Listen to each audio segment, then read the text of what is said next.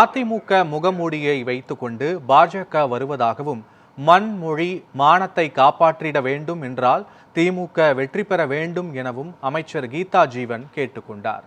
தூத்துக்குடி தொகுதியில் திமுக வேட்பாளர் கீதா ஜீவன் போட்டியிடுகிறார்.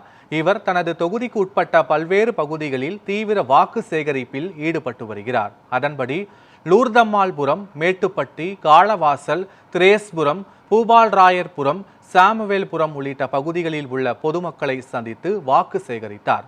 அவருடன் மாநகராட்சி மேயர் ஜெகன் மற்றும் மதச்சார்பற்ற மக்கள் நல கூட்டணி கட்சிகளின் நிர்வாகிகள், தொண்டர்கள் என பலர் கலந்து கொண்டு வாக்கு சேகரித்தனர்.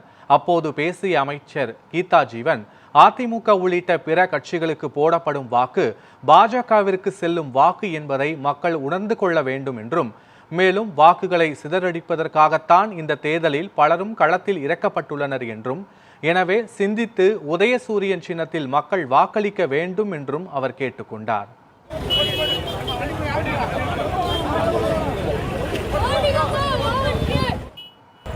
அதிமுக முகமடி வைத்துக் கொண்டு பின்னால வர்றது பாசிச பாஜக. ஆகவே நாம் இந்த முறை சிந்தித்து வாக்களிக்க வேண்டும். நம்முடைய எதிர்கால சந்ததியினரை காப்பாற்றிட வேண்டுமானால், தமிழ்நாட்டை காப்பாற்றிட வேண்டுமானால், நம்முடைய மண் மொழி மானத்தை காப்பாற்றிட வேண்டுமானால் இந்த முறை இந்த மதசார்பற்ற முற்போக்கு கூட்டணி வெற்றி பெற்றே ஆக வேண்டும் என்பது மிகவும் கட்டாயம் என்பதை நீங்கள் மனதில் எடுத்துக் கொள்ள வேண்டும்.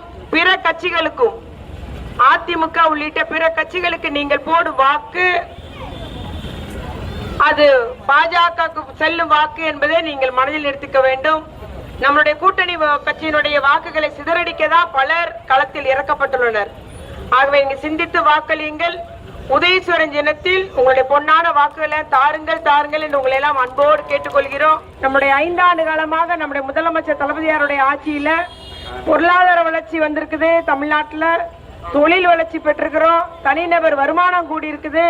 ஏற்றுமதியில், ஜவுளி ஏற்றுமதியில் நம்முடைய தமிழ்நாடு தான் முதன்மை இடம். சூரியமொழி மின்வெசார்த்த தமிழ்நாடு 2வது இடம். பெண்களுக்கு பாதுகாப்பானதுல தமிழ்நாடு தான் முதன்மை மாநிலம். இவ்வாறு எல்லாம் நம்முடைய அகில இந்திய அளவில் முதன்மை மாநிலமாக விளங்குவது தமிழ்நாடு. அதே போல நம்முடைய முதலமைச்சர் அவர்கள் மகளிருக்காக மகளிர் உரிமை தொகை 1000 கொடுத்தார். நான் அடுத்து வரும்போது இனி 2000 உயர்த்துவேன்னு சொன்னார். அந்த மகளிர் உரிமை தொகையை நிறுத்த முயற்சி பண்ண பாஜகவுக்கு நாம் பாடம் கற்பித்தர வேண்டும். கேஸ் போட்டாங்க சுப்ரீம் கோர்ட்ல, மகளிர் உரிமை தொகை நிறுத்தணும்னு சொல்லிட்டு. ஆனா தலைவர் அதற்கு முந்தின நாளே எல்லா மகளிருக்கான வங்கி கணக்கில் 5000 ரூபாய் வர வச்சார்.